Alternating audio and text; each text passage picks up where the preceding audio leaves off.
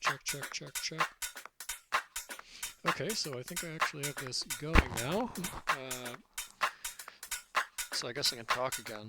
So this is the new plugin that I'm sort of working on. I'm actually just doing a voiceover in Resolve. Oh, I'm moving up in the world, I guess.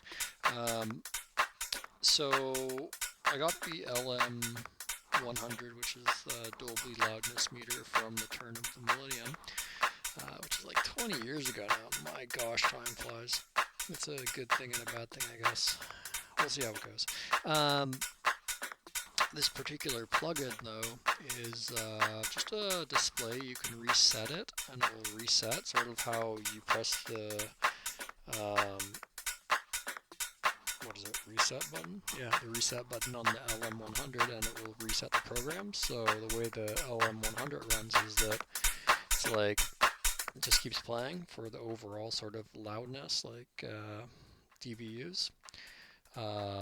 In the model I have, the firmware was updated from the original like A version or K version to 1770, which is like just a different ITU standard. There's different versions of it, but for this particular one, it basically has a specific formula that it uses to figure out like different types of peaks or other, so there's different settings you can put it on. I'm not going to go over all that, but the idea was to take some of those and put it into the plugin, and I'm still toying with a few other concepts, but it will be in a later version of it. But it's essentially a loudness meter, so it's not overly complex. The VU meter on this version is still messed up. I still want to modify the knob a bit more because it's still sort of ugly, but the screen's actually looking not half bad. The VU meter has been a little bit off. It is working, but it's not visually optimized yet. Also need to sort of lock, sort of self-rearranging, and it's a little bit not aligned, so the display stuff has to be done. But I am getting a little bit more impressed with how I've been getting the graphic elements, so I'm feeling like the LCD element's getting a little bit nicer. I like the little rack screws on the side, sort of nice. The buttons, I was going for more of like an actual button feel, so when you press them they light up. And what I'm doing here at this point is trying to just see if the levels actually do sort of read somewhat correctly. So what I'm doing, I'm using the SSL strip and adjusting levels on that to see if they relatively correspond to the loudness levels on the meter. And thankfully, by the end of the video, I actually discovered that yes, indeed, the levels sort of do line up. So I think the plugin is actually doing the readings properly, which is a good thing.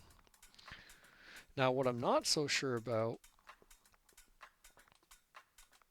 just had a pop up for a plugin I was scanning for NX. Hope that doesn't cut my audio. I don't know. Okay, so the plugin itself is working. I need to improve the GUI, as it's been a constant quest for the past month, a lot more, as I've been trying to get more of like rack type appearance to plugins. They're still a little funny, but that's sort of where I'm going with it, is just have the effects of sort of like rack appearance, like sort of do a sketch for how the rack front would be. And then with synths, it's been just whatever it happens to end up as, because I'm not really too great at doing synths. They're making sound and stuff, but I don't know. I consider them a little more complex to build.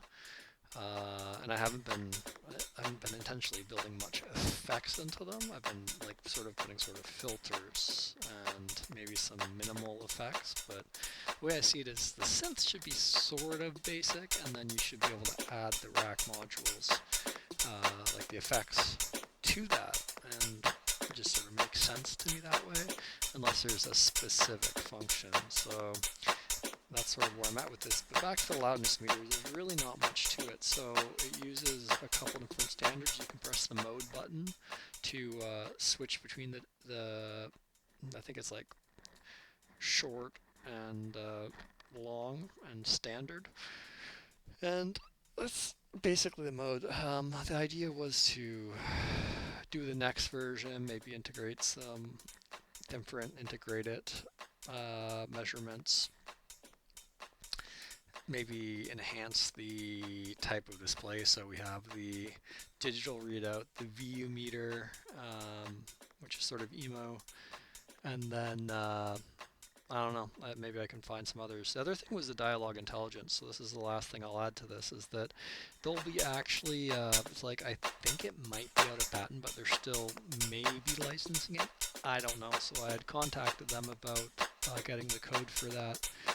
I don't really think I'll get it from them, but I'll maybe try to do that. And what I was sort of thinking was not only just do it for dialogue intelligence, but take it one step further and do it for STEM intelligence. So that's sort of the cool thing that I'd like to do with it is I've been working on some STEM extraction plugins, which are a little complex.